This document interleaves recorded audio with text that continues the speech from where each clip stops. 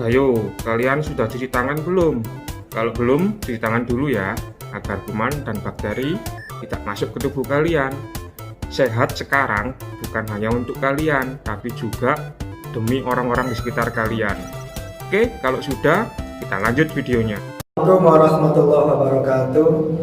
Baiklah anak-anak sekalian, sebelum kita memulai pelajaran, mari kita berdoa dulu. Berdoa sesuai agama dan keyakinan masing-masing. Harapannya semoga kita semua mendapat ilmu yang bermanfaat. Berdoa mulai. Bismillahirrahmanirrahim.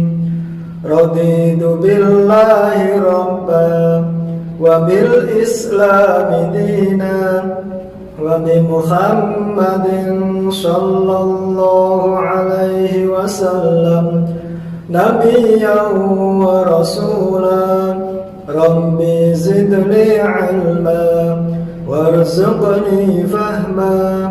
Rabbi shrah li sadri wa yassir li amri wakhlul 'uqdatam min lisani yafqahu qawli.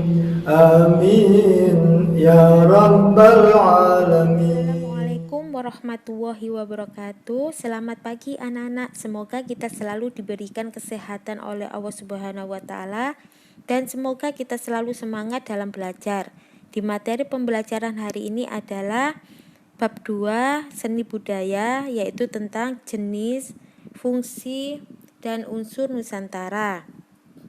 Pada pembelajaran sebelumnya, Bu Yuni menjelaskan materi yang pertama, yaitu pengertian seni rupa Nusantara dan jenis seni rupa Nusantara.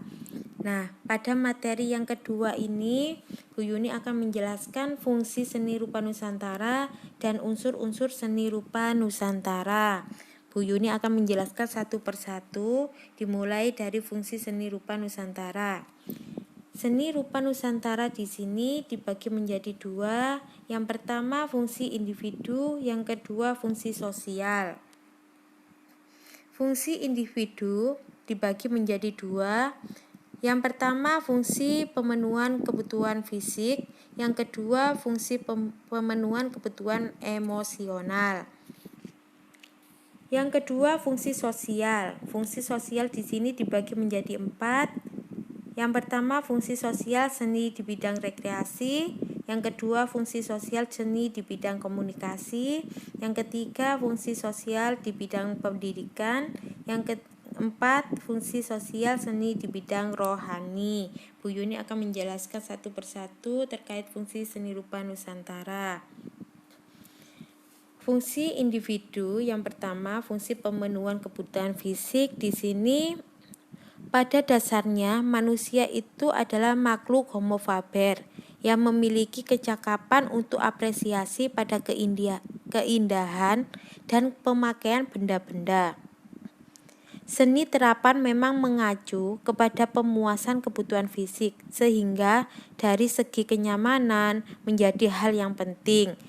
Nah, contohnya di sini pada seni bangunan, seni furnitur, seni pakaian, dan seni kerajinan, dan lain-lain. Itu adalah seni pemenuhan kebutuhan fisik yang mengacu kepada pemuasan kebutuhan fisik sehingga dari segi kenyamanan menjadi hal yang penting.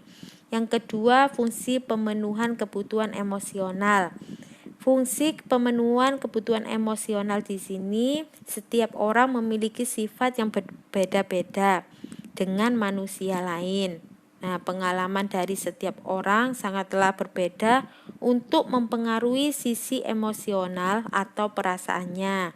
Contohnya pada perasaan sedih atau gembira, letih, kasihan, cinta, atau benci dan lain-lain sebagainya, itu adalah manusia mampu merasakan semua itu karena di dirinya terdapat dorongan emosional yang merupakan situasi kejiwaannya pada setiap manusia normal.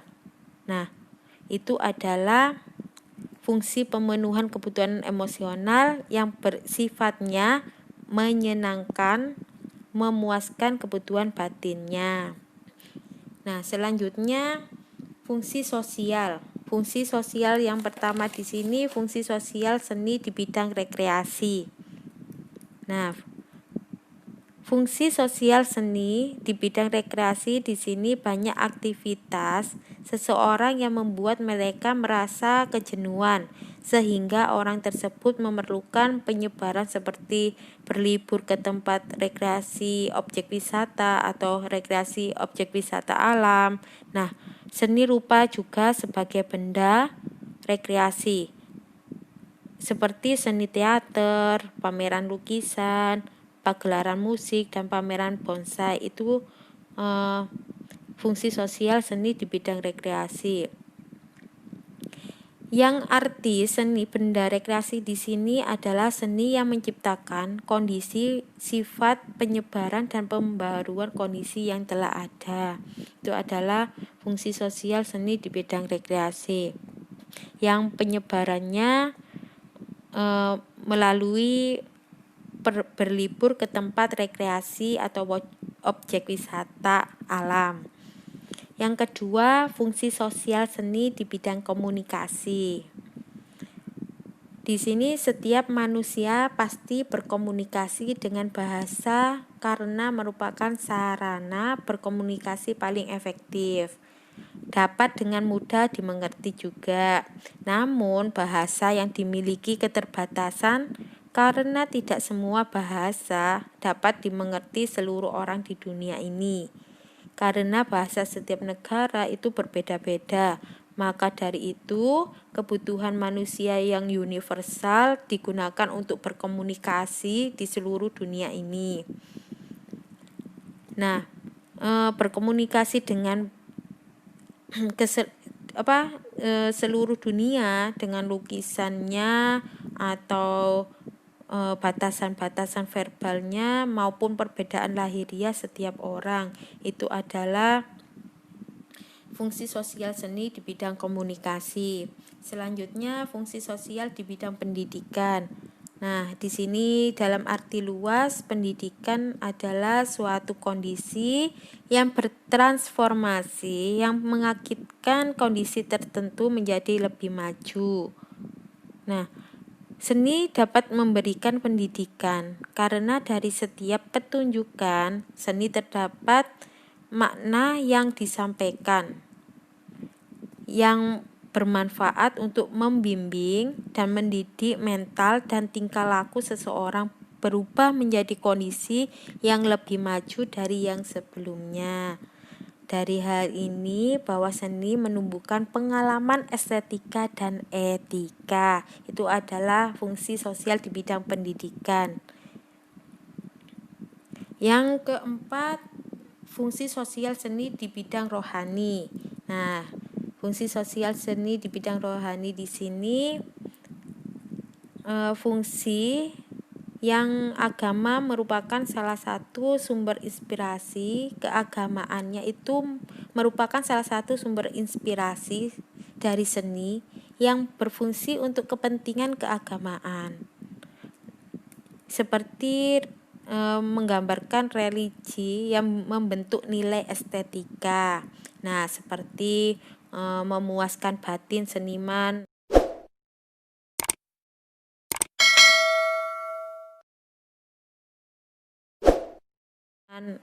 atau penciptanya atau memberikan kepuasan tersendiri. Itu adalah fungsi sosial seni di bidang rohani yang memberikan keindahan yang dinikmati secara luas berdasarkan penilaian yang berbeda. Selanjutnya ada unsur-unsur seni rupa Nusantara. Di sini ada 8 unsur. Yang pertama ada titik, yang kedua garis, yang ketiga bidang, yang keempat bentuk, yang kelima ruang, yang keenam warna, yang ketujuh tekstur, yang kedelapan gelap terang. Ini akan menjelaskan satu persatu unsur-unsur seni rupa Nusantara. Yang pertama titik. Titik di sini merupakan unsur yang paling kecil dan merupakan sebuah dasar dari segala ide seni yang akan diciptakan. Nah, titik di sini merupakan unsur yang paling kecil, merupakan sebuah dasar dari menggambar sebuah karya tadi, itu adalah titik.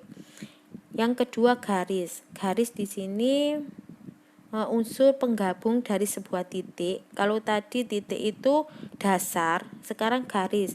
Garis di sini penggabungan dari titik di sini. Secara umum garis itu ada banyak macamnya, di mana setiap garis yang diciptakan akan membentuk suatu watak dan ciri khas yang bisa menjelaskan suatu maksud dari hasil karya, apakah itu bersifat keras, lentur, kaku, dan lain sebagainya. Itu adalah garis. Yang ketiga bidang. Bidang di sini merupakan sebuah pengembangan dari garis-garis yang jika digabungkan akan membentuk beberapa sisi dalam hasil karyanya. Yang keempat ada bentuk.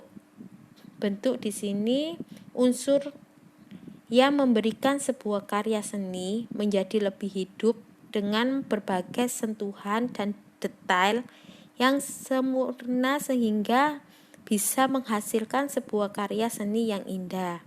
Itu ada bentuk. Memberikan sebuah karya seni menjadi lebih hidup.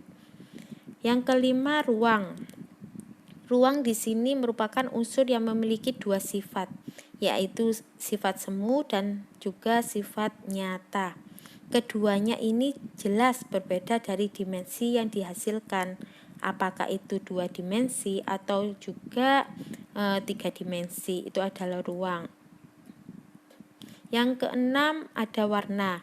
Warna merupakan unsur penting menjadi sebuah hasil karya seni yang indah.